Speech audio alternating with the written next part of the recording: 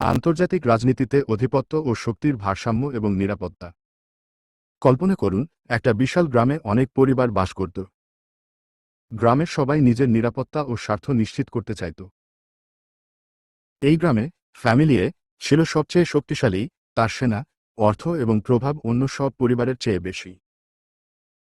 অন্য পরিবারগুলো জানত, ফ্যামিলি এ যদি শান্তি বজায় রাখে, গ্রামে অশান্তি হবে না।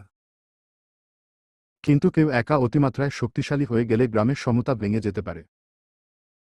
তখন অন্য পরিবারগুলো, ফ্যামিলি বি, সি ও ডি, মিলিতভাবে তার ভারসাম্য রক্ষা করত। এই গল্পটি আন্তর্জাতিক রাজনীতির বাস্তব চিত্রের মতো। রাষ্ট্রগুলো কিভাবে শক্তি ও নিরাপত্তা নিশ্চিত করে। তাত্ত্বিক আলোচনা। ১. আধিপত্য, হিজমনি।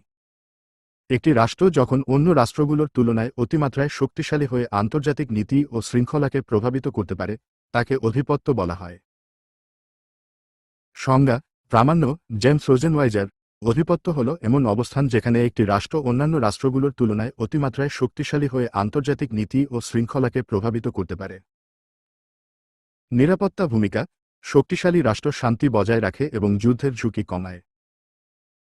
উদাহরণ, ১৯৯০-এর দশকে মার্কিন যুক্তরাষ্ট্রের প্রধান শক্তি থাকা আন্তর্জাতিক শান্তি রক্ষায় গুরুত্বপূর্ণ ভূমিকা রেখেছিল।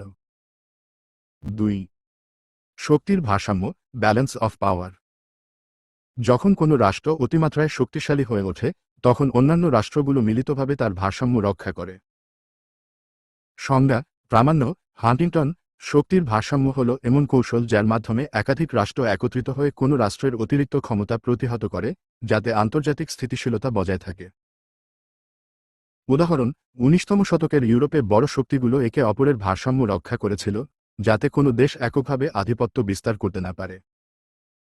৩. নিরাপত্তায় প্রভাব। আধিপত্য যুদ্ধ প্রতিরোধ করে, শান্তি বজায় রাখে। শক্তির ভারসাম্য রাষ্ট্রগুলোর মধ্যে সমতা বজায় রাখে। এই দুই প্রক্রিয়া মিলেমিশে আন্তর্জাতিক স্থিতিশীলতা ও নিরাপত্তা নিশ্চিত করে। উপসংহার। ফলে আন্তর্জাতিক রাজনীতিতে আধিপত্য ও শক্তির ভারসাম্য হল নিরাপত্তা ও স্থিতিশীলতার মূল চাবিকাঠি।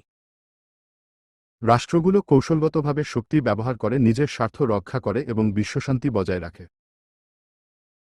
স্টোরি অনুযায়ী, যেমন গ্রামের পরিবারগুলো একে অপরের ক্ষমতা বুঝে শান্তি বজায় রাখে, আন্তর্জাতিক রাজনীতিতেও রাষ্ট্রগুলো একইভাবে কাজ করে।